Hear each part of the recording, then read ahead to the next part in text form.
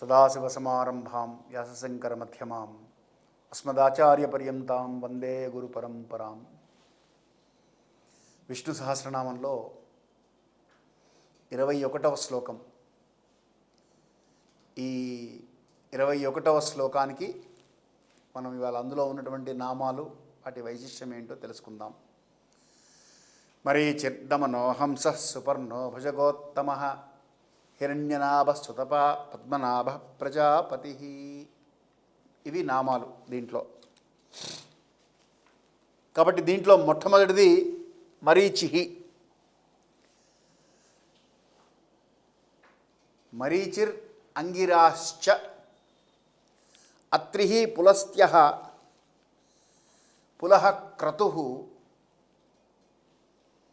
వశిష్ఠ ఇది సప్తైతే మనసా నిర్మితే హితే అంటుంది భారతం శాంతపర్వంలో.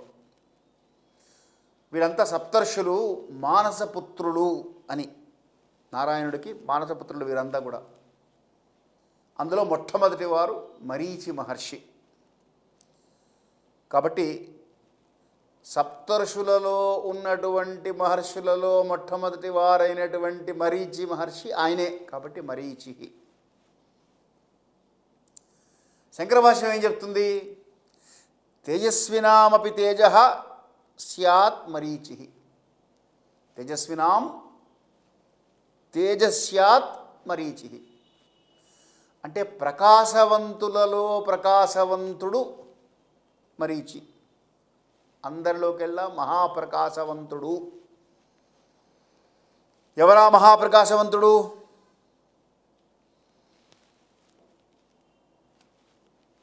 సూర్యభగవాన్ స్వామి. కాబట్టి సూర్యనారాయణుడే విష్ణునారాయణుడు, విశ్వనారాయణుడు, విశేషనారాయణుడు, విశిష్టనారాయణుడు, వరిష్ఠనారాయణుడు. కాబట్టి సూర్యనారాయణుడే మరీచి. మరీచీనాం పదమిచ్చంతి వేదసః అని పురుష సూక్తం చెప్తుంది. మరీచికలు అంటే గోవులు, ఇంకొక అర్థం చెప్పారు. కాబట్టి గోలోకానికి అధిపతిగా ఉన్నటువంటి విష్ణు పరమాత్మ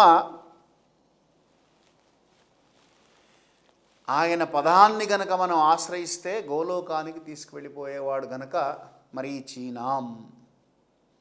ఇది మరీచి అనేటువంటి నామానికి ఉన్నటువంటి విశేషమైనటువంటి భావనలు, వ్యాఖ్యానాలు. మరీచులు అంటే కిరణములు అని కూడా ఇంకొక అర్థం చెప్తారు. అందుకని కిరణాలకు అధిపతి సూర్యుడు గనక తన కిరణాల ద్వారా విశ్వమంతా కూడా వ్యాప్తి చెంది విశ్వాన్ని గమనిస్తూ, నడిపిస్తూ, నిర్వహిస్తూ, స్థితికారకత్వం వహిస్తూ ఉన్నటువంటి వాడు గనక మరీచి. తర్వాత దమనః, దండించే అధికారం కలిగినటువంటి వాడు అని అర్థం. దమనః అంటే స్వాధికారాత్ ప్రమాద్యతీ ప్రజా దమయితుం శీలం యస్య వైవస్వతాది రూపేణేతి దమనః. అంటే తమ తమ అధికారముల నుండి తప్పుతున్నటువంటి వారిని దండించే అధికారం కలిగినటువంటి వాడు. అధికారములు తమ తమవి అంటే ధర్మములు.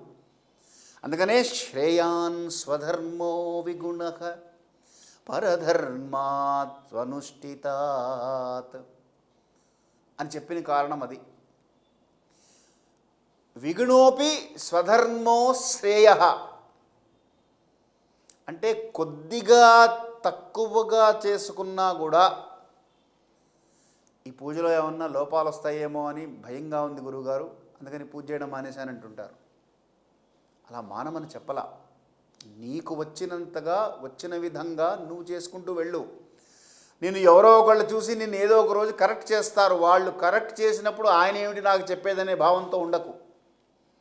ఎలా వస్తారో, ఎవరు వస్తారో నువ్వు అనుకుంటున్న వ్యక్తి వచ్చి చెప్పకపోవచ్చు. ఈశ్వరుడు ఎవరో ఒకరిని పంపిస్తాడు నువ్వు మొదలు పెడితే. కాబట్టి విగుణంతో మొదలు పెడుతున్నావా, సగుణంతో మొదలు పెడుతున్నావా అనే దాంతో సంబంధం లేకుండా శ్రేయాన్ స్వధర్మో విగుణః అన్నాడు. అది వదిలిపెట్టేసి ధర్మానుష్ఠానాన్ని పూర్తిగా వదిలిపెట్టేస్తే ప్రమాదం. అటువంటి వాళ్ళని దండించే అధికారం కలిగినటువంటి వాడు. అలాగే దండో దమయితామస్మి అని కృష్ణ పరమాత్మ వాక్యం ఇది. చాలా చెప్పుకుంటూ వస్తాడు విభూతి యోగంలో ఆయన. ప్రహ్లాదశ్చాస్మి దైత్యానాం కాలః కలయతామహం మృగాణాంచ మృగేంద్రోహం వైనతేశ్చ పక్షిణాం ఇలాగ చెప్పుకుంటూ వస్తాడు. అందుకని దండో దమయితామస్మి అంటాడు. అంటే దండించే వారిలో దండించేటువంటి శక్తి అధికారము నేనే. పోలీసు వాళ్ళు చూడండి, 3rd డిగ్రీ ఉపయోగించారంటుంటారు. 3rd డిగ్రీ ఉపయోగించాలి అంటే ఆ సమయానికి కాస్త మానవత్వం పక్కన పెట్టాలి వాళ్ళు. ఎందుకంటే అక్కడి నుంచి రాబట్టాలంటే కొంచెం కఠినంగా వ్యవహరిస్తే కానీ రాదు. అందుకని ప్రయోగిస్తారు. ఆ ప్రయోగించాలి అంటే ఆ విధమైనటువంటి ఆలోచన, ఆ కార్యమునందు ధృతి వాళ్ళకి కలగాలి. అది కలిగించేవాడు ఆయన. అందుకనే దండో దమయితామస్మి అన్నాడు. మరొక వ్యాఖ్యానం చేశారు. దమహ అంటే శమదమ నియమముల చేత గాని అని శమదమాది అంటూ ఉంటారు. దమము అంటే బాహ్యేంద్రియ నిగ్రహం. ఈ అంటే బయటికి కనబడే ఇంద్రియాలన్నీ అంతర్ముఖంగా ఉండి మనస్సును నిగ్రహించుకోవటం ఒక పద్ధతి అయితే, బాహ్యమైనటువంటి ఇంద్రియాలను నిగ్రహించుకోవటం మరొక పద్ధతి. ఈ బాహ్యేంద్రియ నిగ్రహ శక్తిని దమము అన్నారు. అది ఇచ్చేటువంటి వాడు ఆయన కనుక దమనః. ధర్మరక్షణార్థం దుష్టులను శిక్షించి శిష్టులను రక్షించేటువంటి వాడు కాబట్టి దమనః. శిక్షించాలంటే ఆయనకు ఆ దమన శక్తి ఉండాలి కాబట్టి దమనః అన్నారు. తర్వాత నామం హంసః. ఈ హంస శబ్దము శమదమనములు రెండు ఉన్నటువంటి వారికి వర్తిస్తాయి. అంటే అంతరింద్రియ నిగ్రహము, బాహ్యేంద్రియ నిగ్రహము రెండూ చేయగలిగినటువంటి వారికి. త్వక్చక్షుశ్రోత్ర జిహ్వాగ్రాణాం పంచానాం జ్ఞానేంద్రియాణాం వాక్పాణిపాదపస్థాయూనాం పంచానాం కర్మేంద్రియాణాం అంటుంది. చర్మము, కళ్ళు, చెవులు, నాసికారంధ్రములు, నాలిక ఇవి జ్ఞానేంద్రియాలు. వాక్కు, చేతులు, కాళ్ళు, మలద్వారము, మూత్రద్వారము ఇవి కర్మేంద్రియాలు. ఈ కర్మేంద్రియాలు, జ్ఞానేంద్రియాలు, మనస్సు, బుద్ధి వీటన్నిటినీ కూడా స్వాధీనపరచుకోగలిగినటువంటి వాడు హంసః. అంటే అహంస ఇది తాదాత్మ్య భావినః. ఎవరైతే తాదాత్మ్యం చెంది అహంసః అని అనుకుంటారో, సహ అంటే ఆయన, అహం అంటే నేను, నేనే ఆయన, అహం బ్రహ్మాస్మి అన్నది అందుకో అనమాట. ఇది తాదాత్మ్య భావి, శంకర భాష్యం చెప్తున్నటువంటి మాట ఇది. ఇది తాదాత్మ్య భావినః సంసార భయం హంతి ఇది హంసః. అటువంటి వారికి సంసార భయాన్ని పోగొట్టేటువంటి వాడు గనుక హంసః అన్నారు. నీవే తప్ప ఇతఃపరం బెరుగ అని ఎవరైతే శరణాగతి చేసి మనస్సును, ఇంద్రియాలను నిగ్రహపరుచుకుంటారో వారికి అసలు సంసార భయమే లేకుండా చేస్తాడు ఆయన. అందుకని హంసః అన్నారు. సర్వశరీరేష్వితి వా హంసః హంసశ్చుచిషత్ ఇది మంత్రవర్ణాత్. హంసశ్చుచిషత్ వసురంతరిక్షత్ హోతా వే దిశతి ద్రోణసత్ అని వెళ్తూ ఉంటుంది ఆ మంత్రం. ఆ పరమహంస అయినటువంటి ఆయన ఈ ఏ యోగైతే శమదమములను నియంత్రించుకొని ఉండగలుగుతాడో ఆయన హంస. ఆ యోగి పరమస్థితిని పొందినప్పుడు ఆయన పరమహంస. రామకృష్ణ పరమహంస అంటూ ఉంటాం. అంటే తనను తాను నిగ్రహించుకోవటము, ఇంద్రియాలను నిగ్రహించడము, మనస్సును, బుద్ధిని స్వాధీనపరచుకోవడము, తనను పరమాత్మగా చూడడము,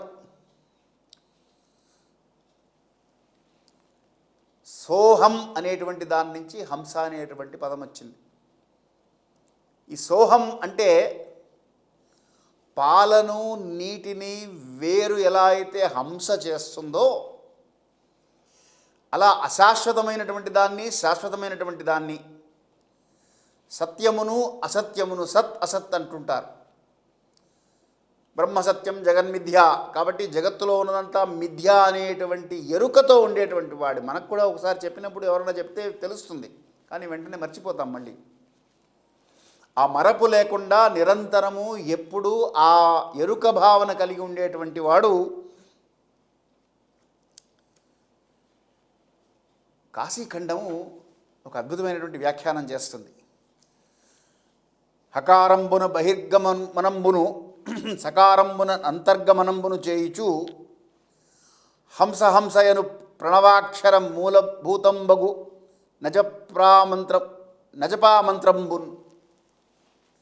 అంటే హం అనే అక్షరంలో సోహం అన్నప్పుడు, హం అన్నప్పుడు గాలి బయటికి పోతోంది, సో అన్నప్పుడు గాలి లోపలికి తీసుకుంటున్నాడు, సా హంస అన్నప్పుడు కూడా సకారం అన్నప్పుడు గాలి లోపలికి తీసుకుంటారు.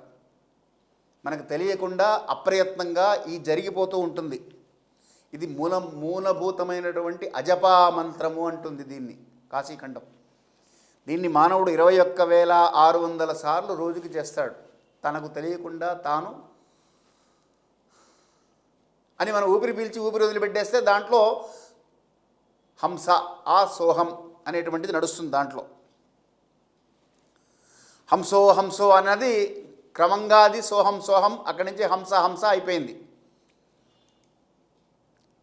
కాబట్టి ఈ హంసో,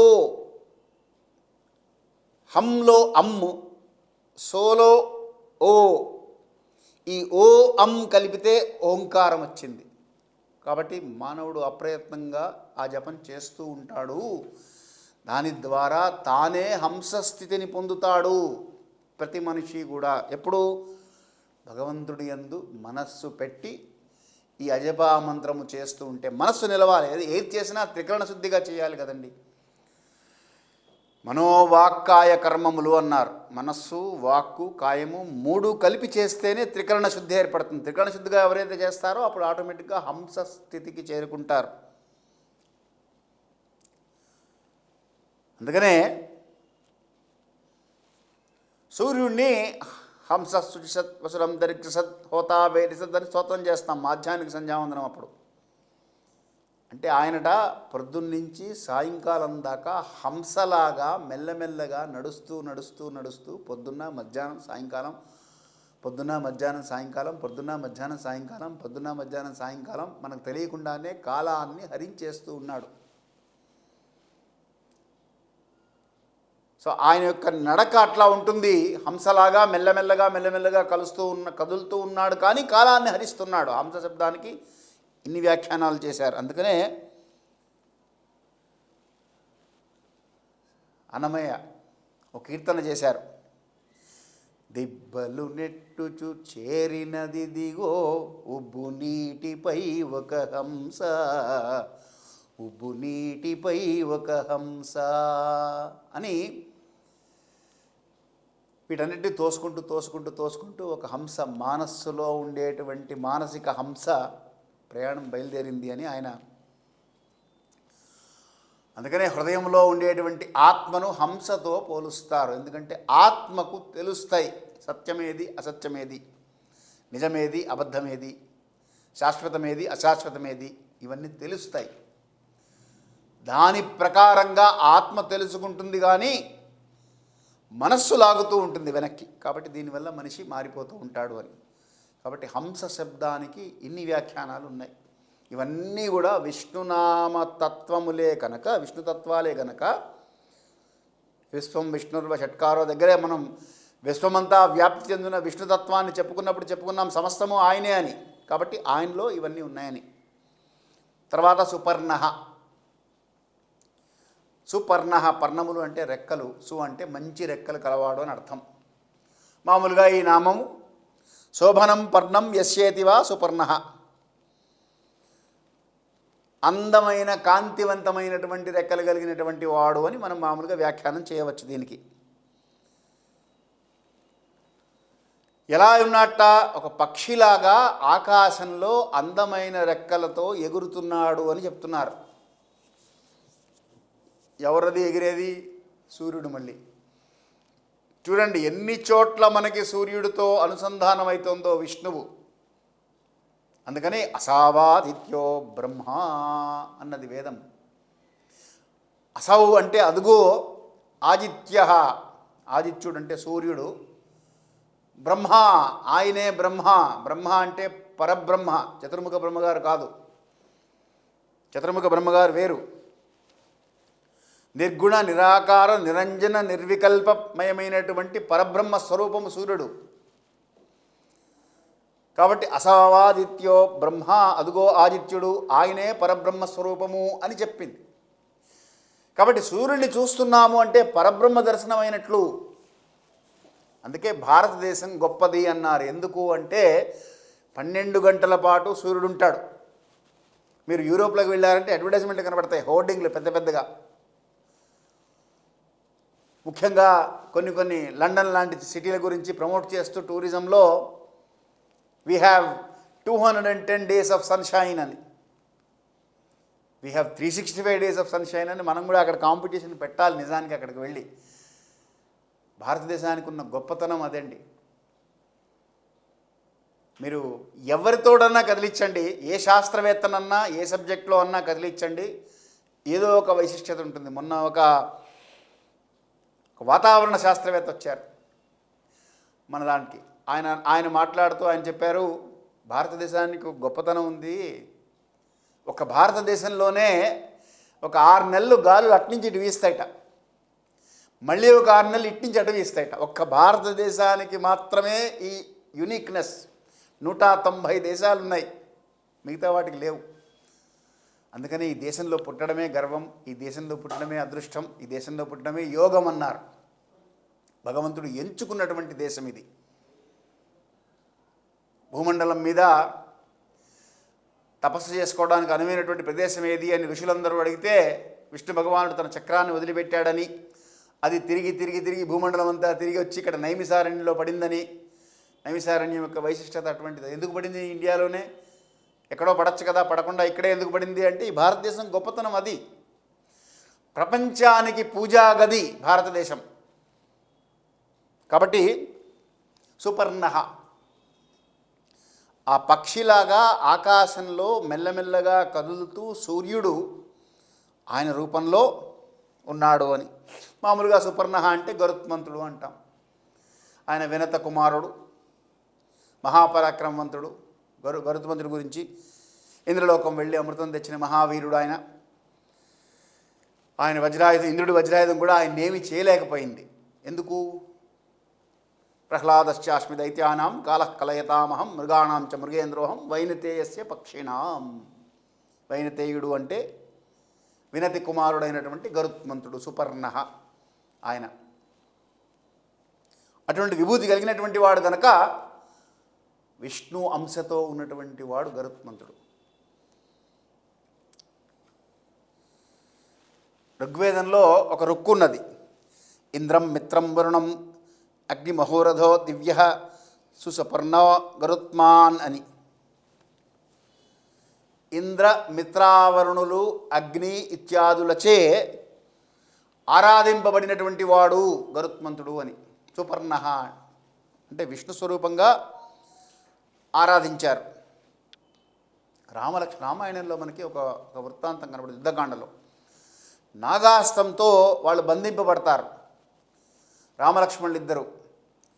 అప్పుడు గరుత్మంతుడు వస్తాడు స్వర్గం నుంచి.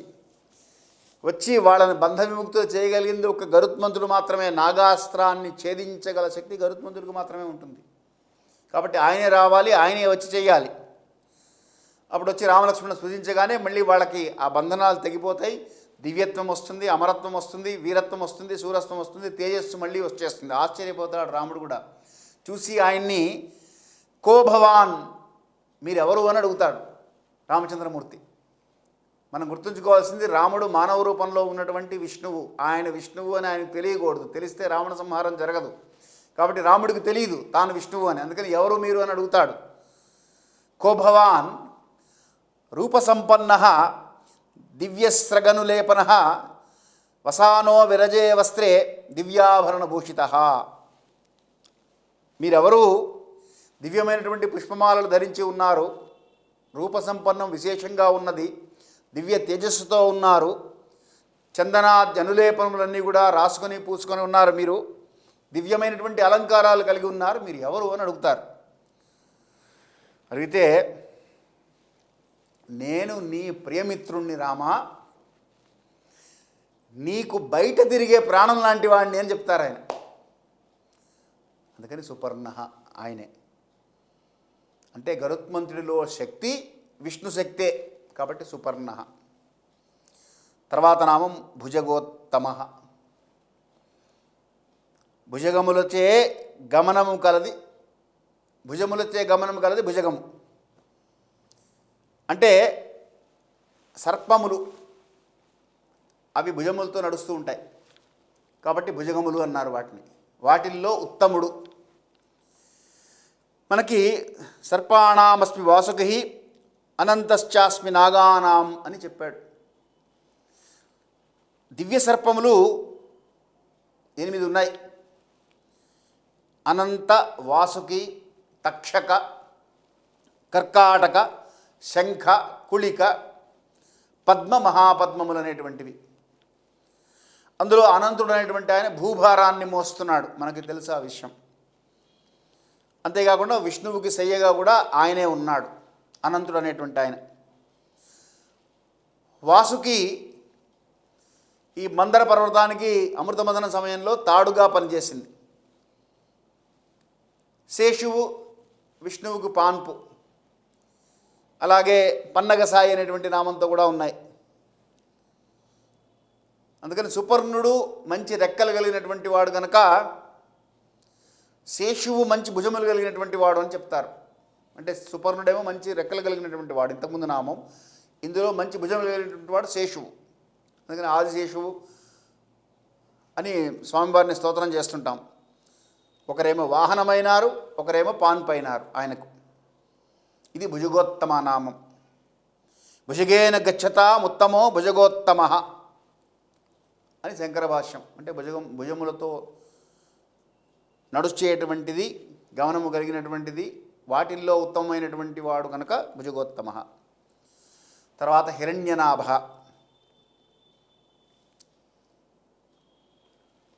అందమైనటువంటి నాభి కలిగినటువంటి వాడు హిరణ్యనాభ.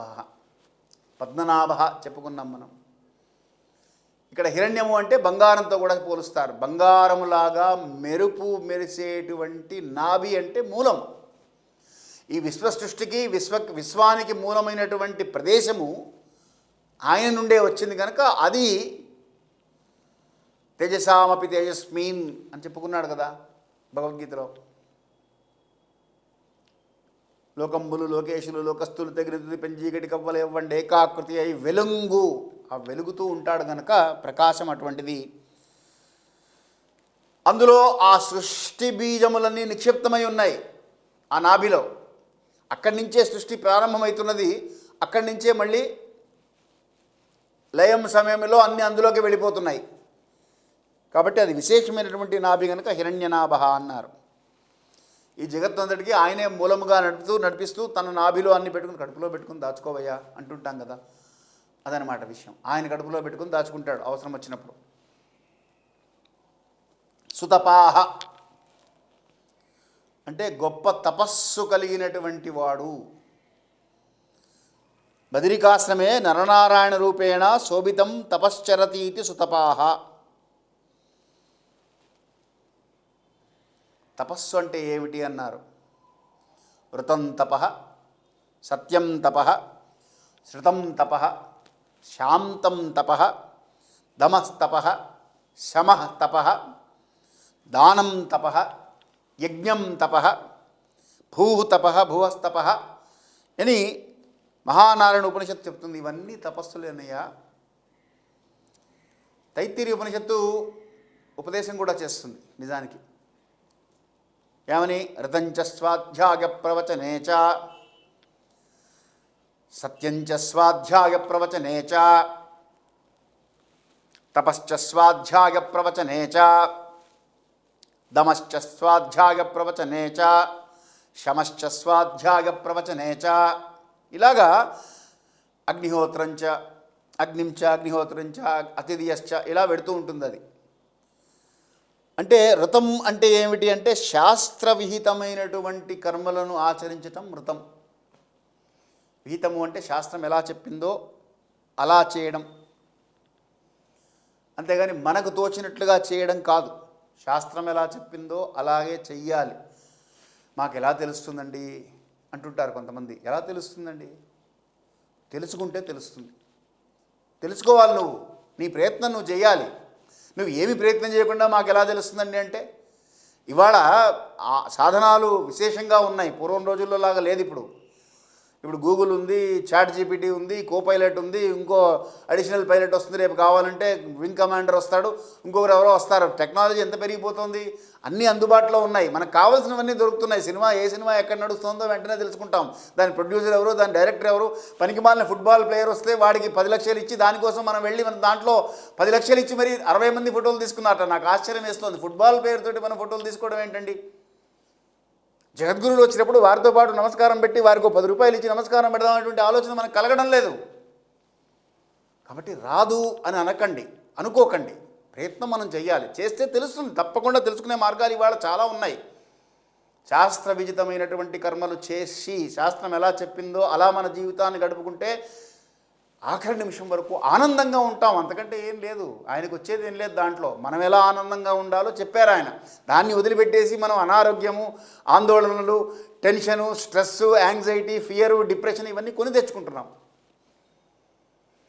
కాబట్టి వ్రతం అంటే శాస్త్రం ఎలా చెప్పిందో అలా పనిచేయడం.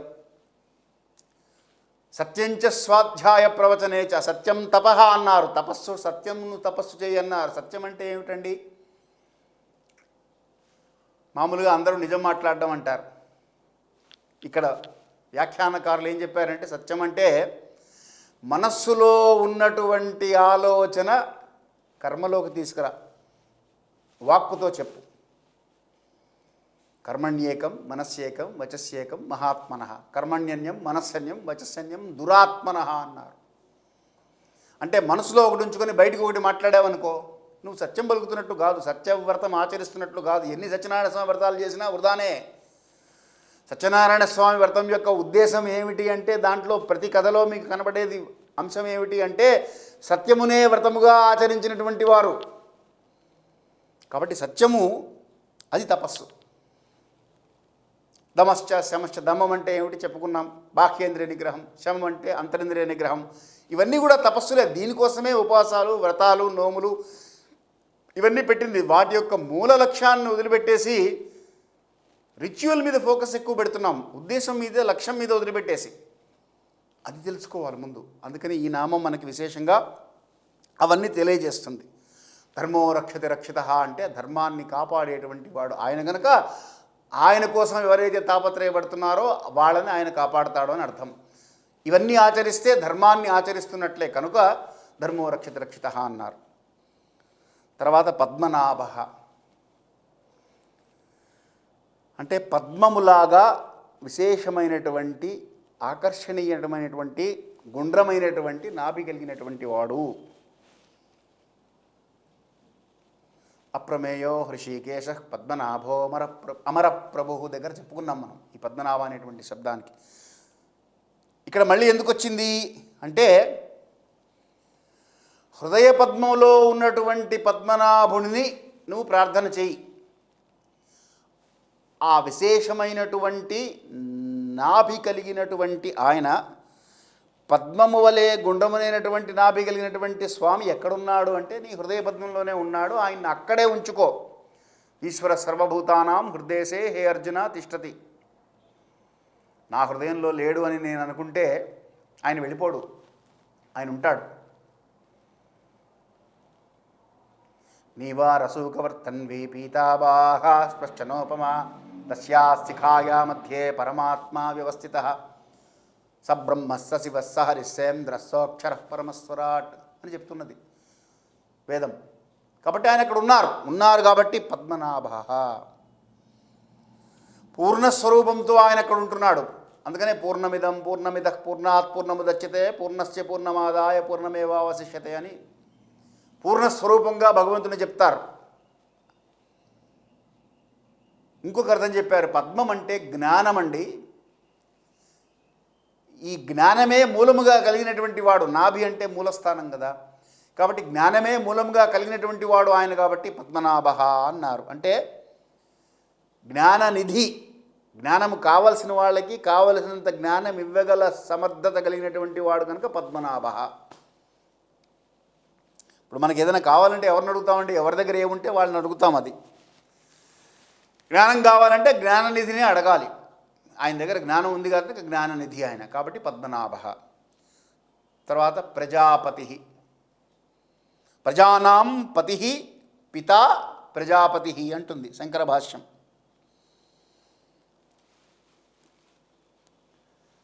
ప్రజలందరికీ ఆయనే పతి, పిత, తండ్రి కూడా ఆయనే. ఎలాగా? ఆయన నాభి నుండే బ్రహ్మగారు పుట్టారు, ఉద్భవించారు. ఆ బ్రహ్మగారు సృష్టి చేస్తే ఈ జగత్తంతా సృష్టించబడింది. కాబట్టి జగతః పితరౌ వందే. ఆయన బ్రహ్మగారికి తండ్రి విష్ణువు అని చెప్తారు. మనందరికీ బ్రహ్మగారు ముత్తాత ముత్తాత ముత్తాత ముత్తాత ఏదైనా తండ్రి రూపమే కదా అవన్నీ కూడా. కాబట్టి జగతః పితరౌ ఆయన వీళ్ళందరికీ సమస్త ప్రజలకు పతి, పిత కూడా ఆయనే. అంటే చైతన్య శక్తి. తండ్రి ఏం చేస్తాడు పిల్లవాడికి అంటే వాడిని ఎలా కదలికలు ఎలా ఉండాలి, వాడి యొక్క నడవడిక ఎలా ఉండాలి అని వాడికి నేర్పుతాడు చిన్నప్పటి నుంచి. పిల్లవాడు స్వయం శక్తి సంపాదించుకొని తనంతట తాను తన కాళ్ళ మీద నిలబడే వరకు తండ్రి అడుగడుగునా గమనిస్తూ పిల్లవాడిని ఆ వాడిలో ఆ చైతన్యాన్ని కల్పిస్తూ ఉంటాడు.